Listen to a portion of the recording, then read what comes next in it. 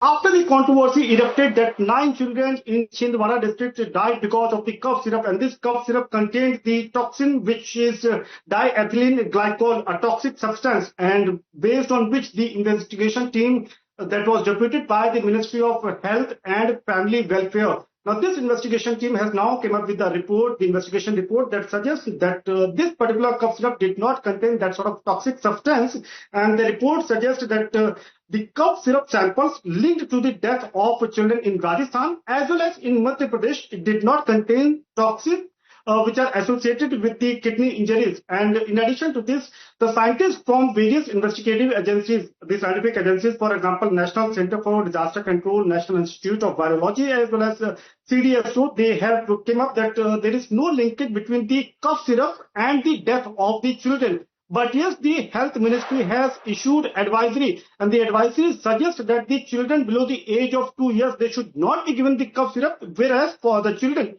below 5 years are advised to not extensively use the cough syrup because largely the problem or the cough in this age group is self-imitating. It can be cured itself.